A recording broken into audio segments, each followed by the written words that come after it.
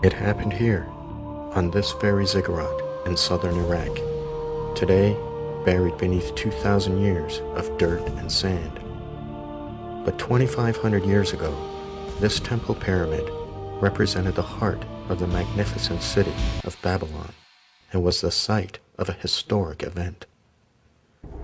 On October 29, 539 BCE, the city below was covered as far as the eye could see with a constantly moving mass of people, waiting in anxious anticipation for the man who had just conquered them. They were the unfortunate victims of war who had assembled here to finally learn what their new master had in store for them. Ordinarily, their toppled king suffered a slow, agonizing death. Women raped. Those lucky enough to escape death were deported into slavery and their city burnt to the ground. It was a conqueror's customary right, known as victor's justice. But this was no ordinary conqueror. No, this victor's reputation for amnesty and reconciliation had preceded him. But in a time before reliable news, no one really knew what to expect. As he emerged from his chariot and climbed the stairs, his nervous audience erupted into a roar of applause, perhaps intended less as cheers of support as they were cries for mercy. As he began to speak, the crowd fell silent. As he had done so many times before, this conqueror would not betray the hopes of his new subjects. He began by doing something unheard of in the ancient world. He paid homage to their Babylonian god, Marduk. Then, in a single fleeting breath, he ordered the release of hundreds of thousands of Babylonian slaves, including some 100,000 Jews from 60 years of Babylonian servitude. He declared everyone's right to worship whatever god they chose and to live wherever they chose. This was the revolutionary decree of Cyrus the Great, founder of the Persian Empire.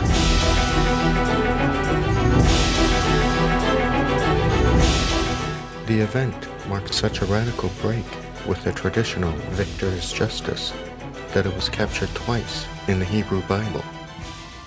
The Lord moved the heart of Cyrus, king of Persia, to make a proclamation throughout his realm and to put it in writing. Ezra chapter 1. And in writing it was put indeed. In 1887, during excavations at the ruins of Babylon, this baked clay cylinder was found. Etched into its side was nothing less than an actual contemporary account of Cyrus's famous Babylonian address. Today, a life-size replica of this cylinder sits in the halls of the United Nations building in New York City. Here, according to the Undersecretary General of the United Nations, Shashi Tharoor, it's recognized as history's first known charter of human rights and serves as a constant reminder to all nations of man's basic right to freedom. We're very proud to have this Edict of Cyrus here at the United Nations. Here we have the world's oldest human rights declaration, which was proclaimed by Cyrus the Great in 539 BC. And for us, it was rather important to have this because it stands in a very prominent place on the second floor of the United Nations building, right between the Security Council and the Economic and Social Council. So that, in fact, diplomats walking to these two chambers who are dealing with issues of life and death and war and peace and human rights can see it, sometimes pause and seek inspiration from it. Human rights have their roots in all countries in the world, and Cyrus has stood up and demonstrated that in the Middle East, in Iran, and in fact he issued this after conquering Babylon, that the basic decencies that all human beings have, the rights that human beings have merely because they are human, those go back into other cultures and other civilizations, and they go back a very long time. So why should this eastern conqueror be of interest to the West? Because Cyrus may have had a very real influence on Western democracy. In fact, America's Constitution could be considered a very Persian document. 2 books were required reading for early nation builders. Machiavelli's The Prince, which advocates a government based on fear and deceit. And in stark opposition stood Xenophon's Cyropaedia, or The Education of Cyrus, which argues that government should be benevolent and just, as exemplified by Cyrus's rule. Cyrus was also famous throughout the ancient world for his love of gardens.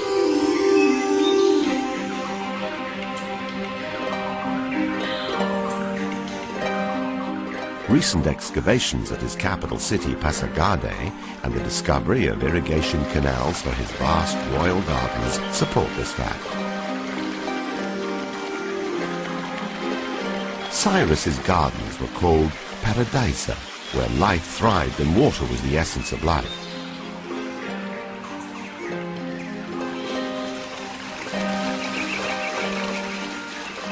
From the Persian world, Paradisa, we have inherited the evocative word of paradise in English.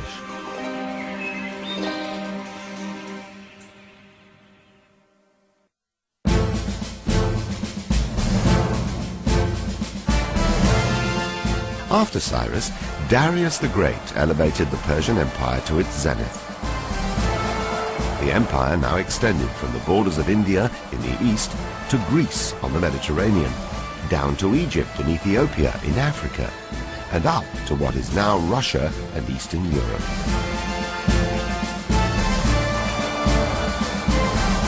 "28 different nations were brought together under the rule of a man who was hailed as the King of Kings.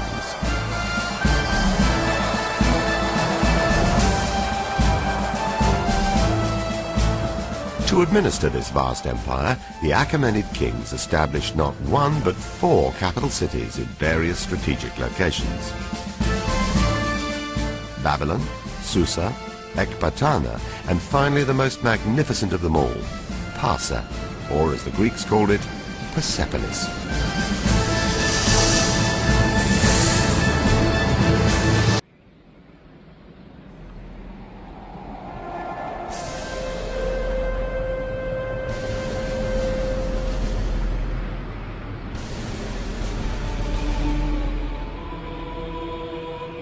Nestled in a plain in modern-day Iran are the remnants of a fabulous ancient city, Persepolis. Built some 2,500 years ago, it was known in its heyday as the richest city under the sun.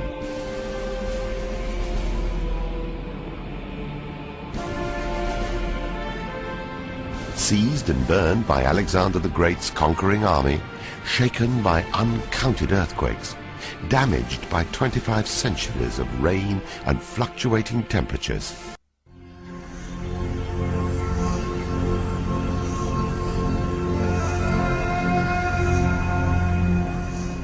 Persepolis was founded around 518 BC.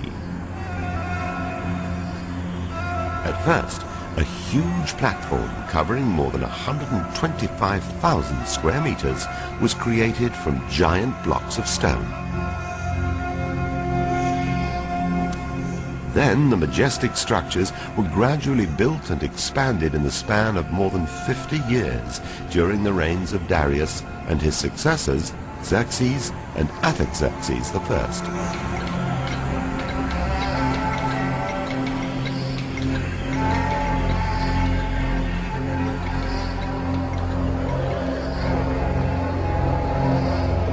Clues to understanding the function of Persepolis are carved in its walls and staircases.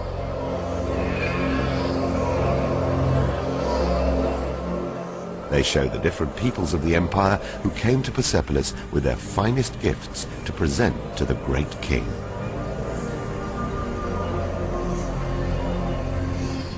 To this remarkable ceremonial center of a vast world empire, there came on New Year's Day the vernal equinox on the 21st of March. Many peoples, representatives of the various satrapies or governorships which Darius had established in the empire. They brought different gifts, lapis lazuli, bowls, and ewers. They brought their animals. They brought all sorts of things, from the Ionian Greeks to the Egyptians, the Babylonians, the Indians.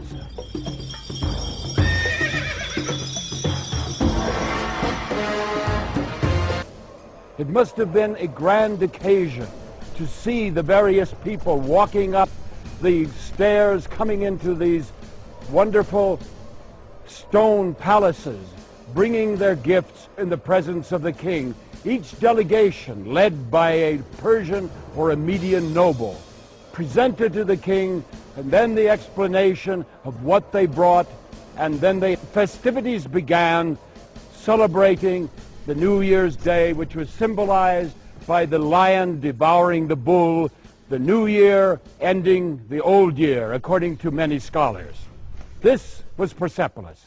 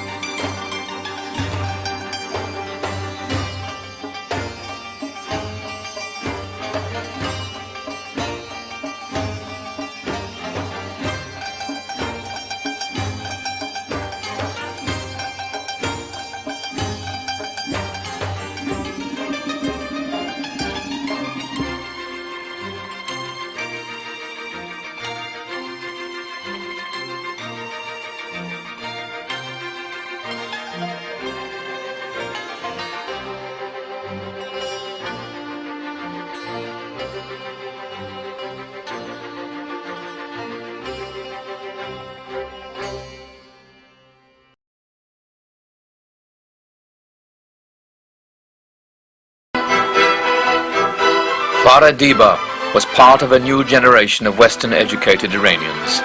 An art student in Paris, she brought a cultured, liberal influence to bear on her husband. It was to prove an immensely successful royal marriage, giving a boost to the Shah's image as a modern-minded monarch, injecting fresh thinking into the court and supplying the vital heir to the throne, Crown Prince Reza, born to great popular acclaim in 1960. When I got married, I was 21. Of course, in those days, I never realized the scale of work which was waiting for me. And, slowly I became familiar with the problems. But I was very optimistic because, we had the will and the possibility to make our dreams come true. Farah turned out to be a very hard-working queen, very interested in her job. At the same time, she provided the smiling side of the royal family, while the Shah smiled less and less.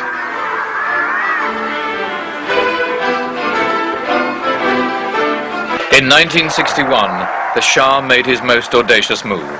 He launched a revolution. Called the White Revolution, it promised land reform, the emancipation of women, health and literacy programs, and Western-style modernization.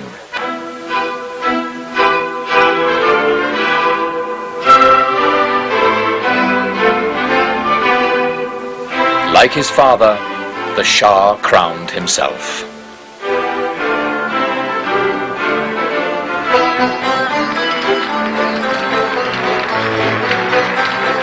He thought that he has reached the peak of his power. He had become the most successful of Iranian kings for several centuries. The economy was going very well. Iran's prestige was high throughout the world.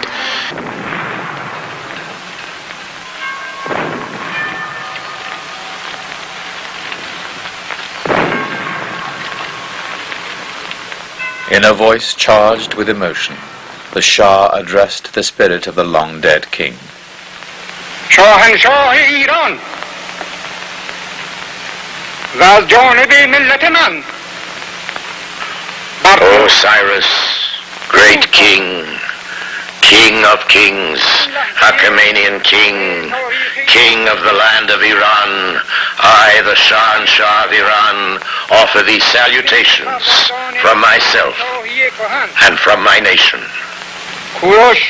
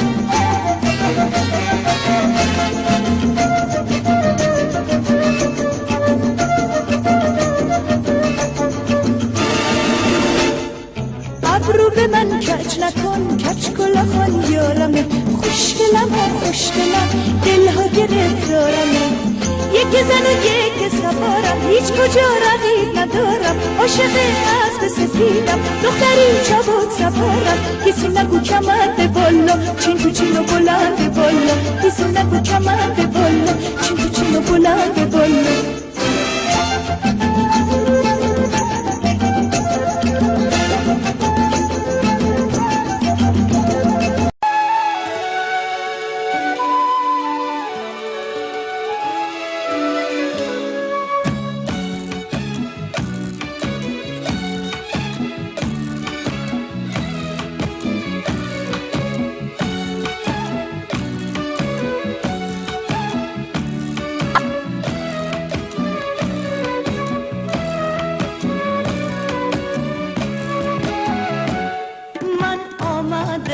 وای وای من آمده ام عشق فریاد کند من آمده ام که ناز بنیاد کند من آمده ام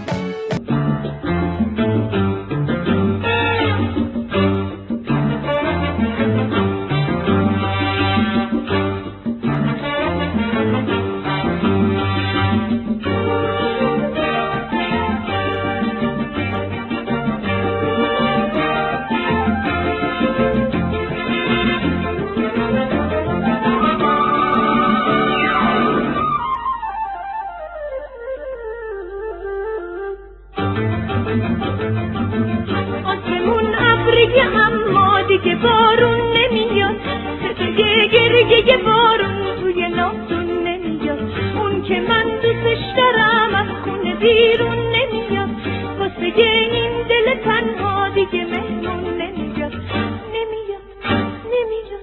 نمیاد تا بدونه جای خالش تو خونه واسه من یه زندونه دیگه اون دوست نداره واسه من گل بیاره روی موهام بذاره